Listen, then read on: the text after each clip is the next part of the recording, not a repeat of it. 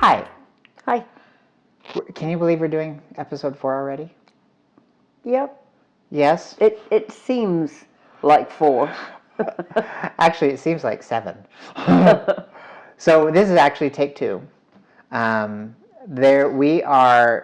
doing an episode I mentioned a minute ago on the last episode that we were going to always be open and honest, and what we wanted to do is kind of a roundtable discussion. So explaining what that is in our world, we always had, growing up, every week, you tell them. It was a time when the kids and the parents could both say exactly what they were thinking and what they were feeling, and there would be no repercussions at all. You got it off your chest, we worked out a solution, and we went on our way. It was a good teaching tool, I think. Yeah. One thing she always required that we do, and there's 4 boys in our home. Yeah. One thing she always required us to do, we couldn't just bitch. No. We had to come with an idea. Yeah, you on had to have a how solution. we could make it better. But we also had to be very open and honest with how we felt. Like what did this scenario make us feel like? And we weren't allowed to beat each other up either. We couldn't call each other names. We couldn't swear at each other. We couldn't do any of that stuff. No. We did that stuff at other times when she wasn't looking. But with that, one of the things that I thought was maybe important is, something we've both been leaders in our respective industries for years. And with my teams and with her teams, we've always had this recognition that when you change the individuals within a team, you have a new team. You could have 20 people on the team, change one, that is a new team. So you have to figure out all your new dynamics and all of your new processes. Just because you had something working with the previous group of 20, one person changed the dynamic, you have to figure out new ways of making everything work. So we'll play footsies. She's going to smack me. So what we do is, as you know, in this journey, we consolidated. Phase 3 of our journey was to consolidate our 2 homes into one, which we did a few weeks ago. So with that, it is no longer my way of doing things in my house and her way of doing things in her house. It's what are we going to do to make our way work in our house. So I'm going to synopsize a little bit. She already gave me permission to do that. Mm-hmm. But we've got the layer of change is just a reality. And as a change agent, I'm always somebody who's trying to kind of attack that. But also, there's a degree of loss that's going on. Number one, you've had more of a community here, having worked as many hours and as long as you have. You've had more of a community here than you've ever had socially, right? Right. So this is, and I have too. I mean, I've been living here well over a decade, and so I'm mourning kind of the loss of the community that we've built here. And it's not just me. Interestingly enough, with everybody who's been here for a long time, we're all leaving. So that's a whole nother dynamic, which is frustrating in itself. But that is that's part of the dynamic that we're dealing with inside. Then, there's that whole meat in the middle of the sandwich. Right now I've had my mom on one side, one slice of bread, my son's the other slice of bread, and I'm the one in the middle trying to hold everything together. And then my mom did that when her mom moved in with her, and she had all of us in the business, and her career-wise, you worked until you were 76. So she worked a crazy workload, especially for the age, because well past a normal retirement age. And she had huge responsibilities and a lot of community involvement and a lot of projects happening, very highly recognized in her field. But there was a lot. But at the finally time that you got to retire, your mom wasn't there. True. And there's something about my Nana, her mom, everybody loved her. Everybody loved to get a hug from Nana. She was sprite and funny and sometimes sad and dark, but most of the time she was always bright and bubbly and happy and a little giddy, and always still right up to the end was still doing her walk around the lake, and even with a walker. She was a very determined woman, absolutely one of the best work ethics anybody's ever seen. That woman worked hard, and she's got a lot of interesting stories we'll probably share over the years. But when you sit there and you look at all she was and how much she meant to all of us mourn the loss of her still.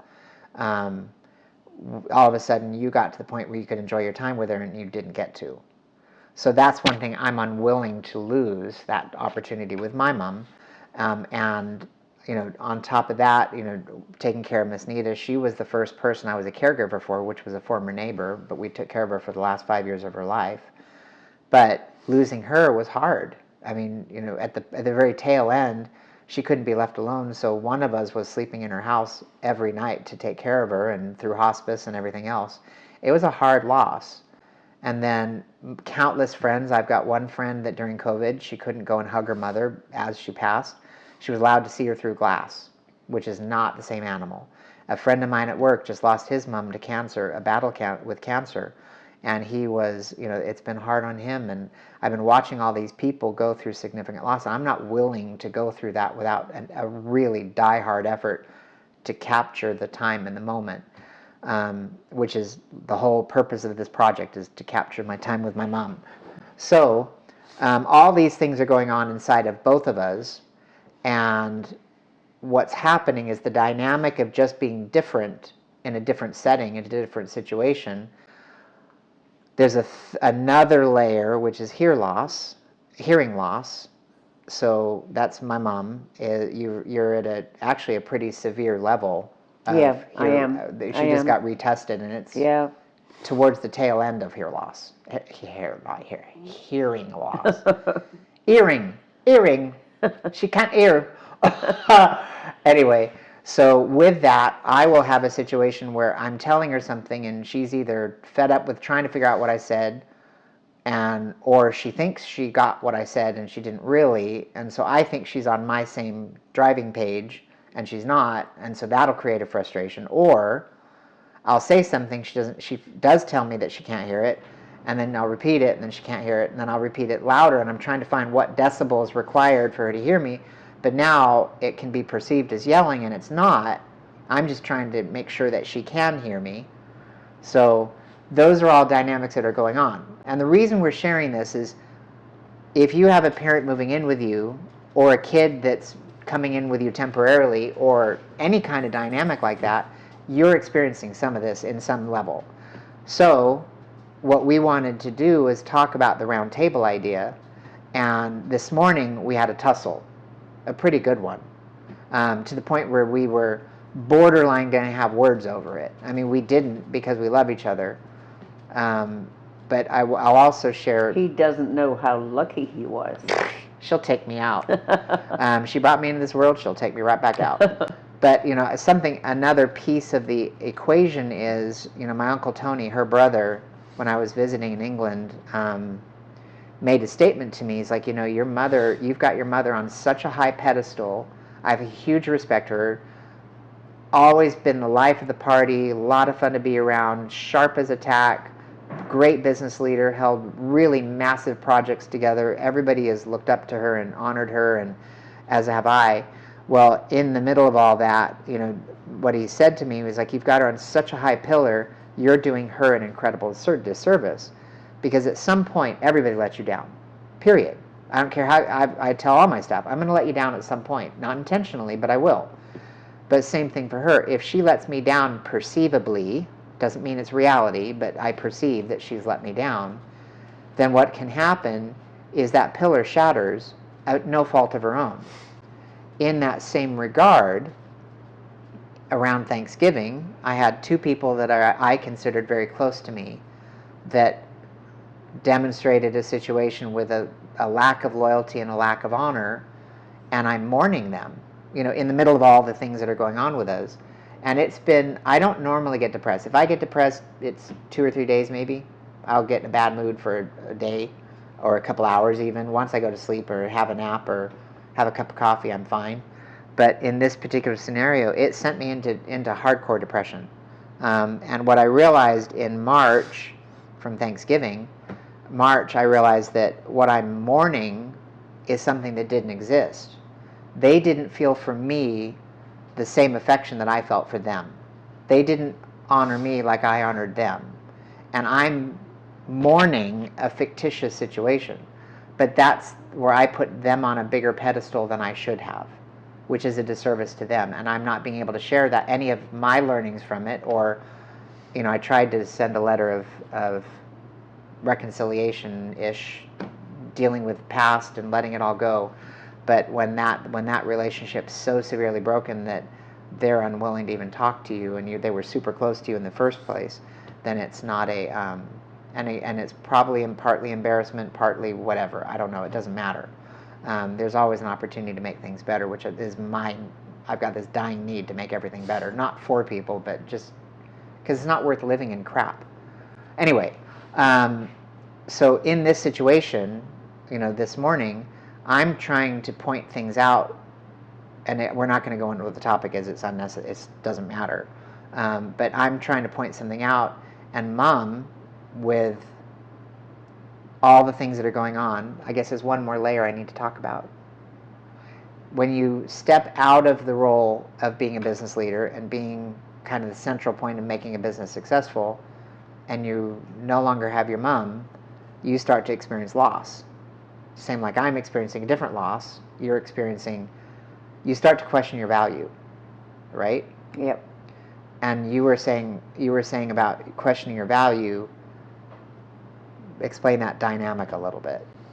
You just lose your confidence a little bit, and there's no easy way to get it back. And he's no longer a leader, I'm no longer a leader, and we're to the point right now of just headbutting, and there's not going to be the same dynamic. We're not going to be leaders of each other. We're going to be a team, and we've got to get to that. We're nowhere near that quite yet.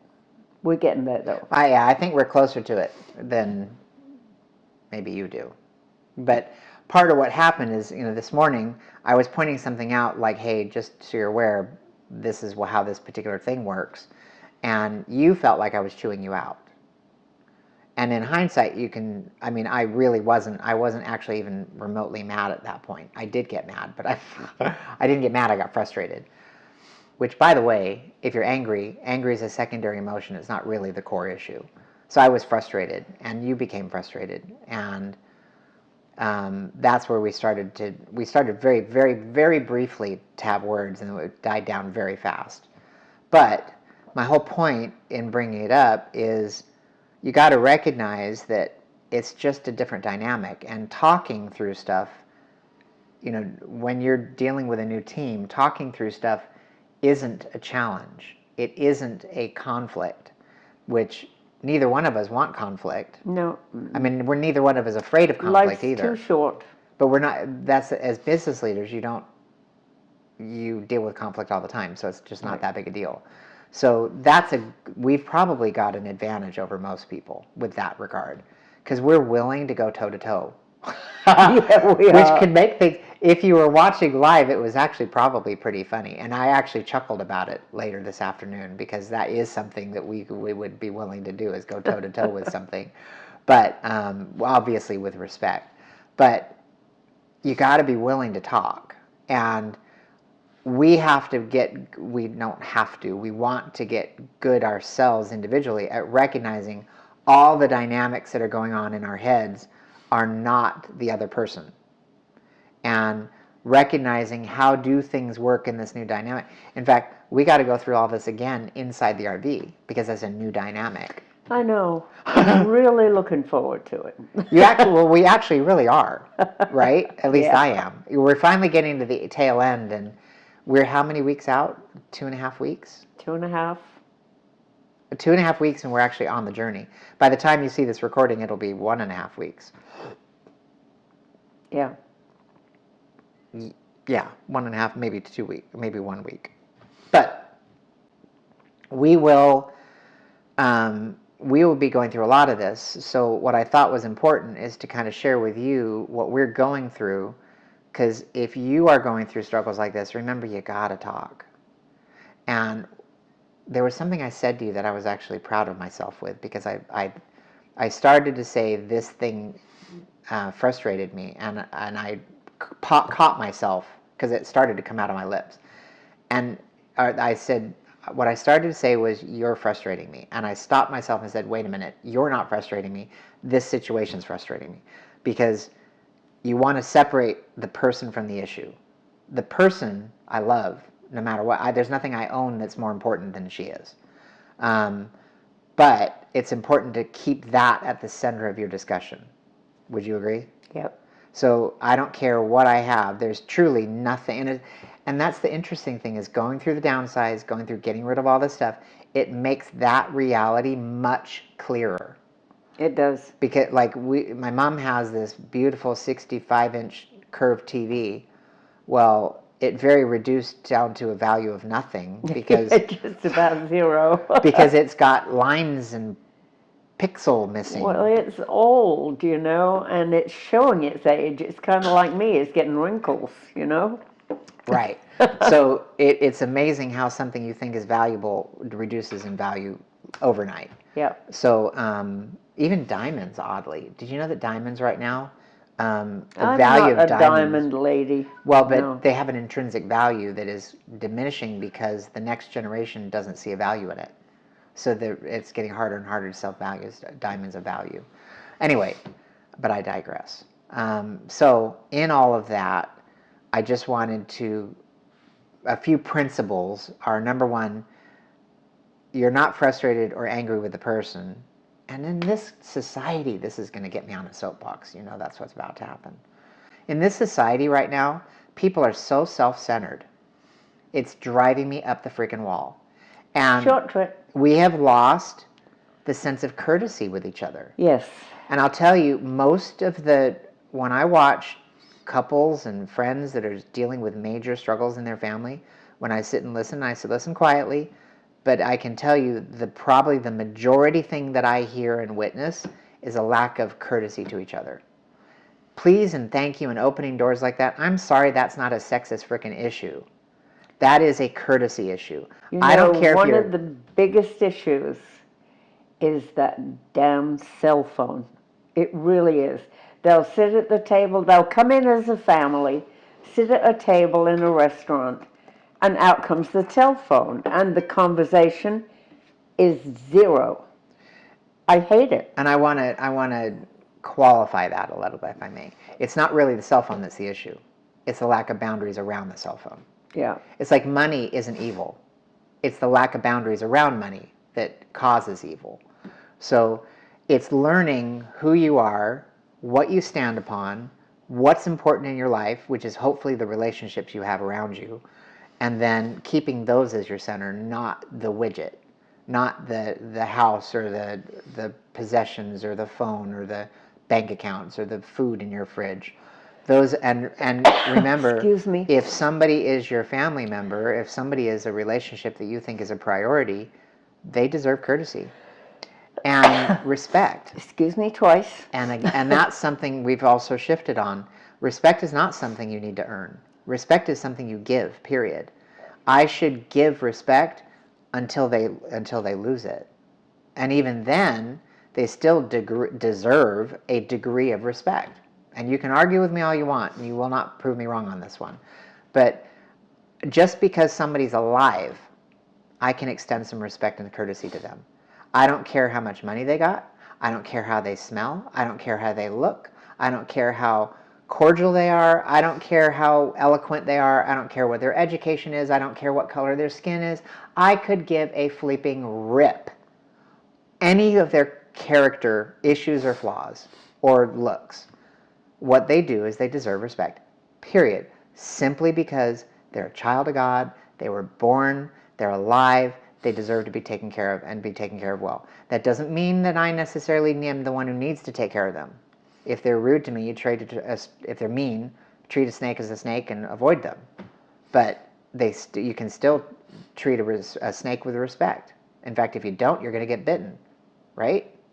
Correct. So, common courtesy, but that's the whole point of this. In your home, common courtesy is a thing. Recognize that if if somebody's frustrating you, either you're not on the same page somehow, and then that person is more important than the thing you're frustrated about. It's just not important. So extend the courtesy, extend the respect, and most of all, communicate. And if you are in a new dynamic, everything you change is going to change causes conflict until you find a way to bring things resolute. So we are going to have tiffs. I'm sure you're going to see us have tiffs sometimes. But I will tell you, I respect my mom enough to be willing to listen to her and to recognize the thing I own isn't important compared to her. So, and do you agree? I agree. And you're still going to knock my block off at some point. Yeah. So, is there anything you want to add? No, there's something, though, that happened in my life when Mom was, before she ever passed away. This is something that she said that I hope nobody ever says to you. And that was, when I'm ready to go, leave me alone. Don't hover. In other words, she knew actually a couple of days before she died that she was dying. I knew that. She told me so. But she said to me over and over and over again that when she got to the point that she wanted to die, or that she was going to die, that I had to leave her alone and not hover. Don't ever tell that to your family, because you leave them with no goodbye. You know, you just don't have a goodbye. So don't do that. Behave yourself. And that has bothered you. It always will. It always will. And I just want you to know, and I want you to know, that if you ever say that to me, I'm still going to say goodbye, because I'm a pain in the ass. Yeah. And it's fine. I won't linger, but I'm going to say goodbye. No, I'm she going to give you a didn't hug want and a me kiss. to linger. And the reason that happened was her dad was dying, and she wouldn't even go to bed. She sat there overnight, a couple of nights. And finally I said to her, Mom, you've got to get some sleep. The minute her head hit that pillow, Granddad died. Granddad Cook. Yeah. So, it's an important thing. Let your family say goodbye to you. Well, hi, Bert. Hi, Bert. So, anyway, we will, on that happy note. That was a sad thing, huh? Yeah. Shouldn't have closed with that. But it's okay. It's an important message. But it's part of real. Yeah. And one thing we've said all along, that we're going to talk about real stuff. And and that is something, my mom has shared that with me. Let's see if he can do it. No, he's like, it's too far. He's got little legs. But I knew that's something that's bothered you since it happened. It will, till the day I die. Yeah, it will. That's the way it is. And you're welcome to hover if you want. I don't care. I'm going to do my own thing anyway. I'm not going to say that to you. I would never. No, I know, do that but I'm saying for me. Oh. If I'm the one laying on the ground, you can do whatever you want. What? And you're just not allowed to cry much, because I'm going to be partying where I'm going, so I'm going to be all hula dancing with my new abs. Bye-bye, everybody. Love you. We'll see you later.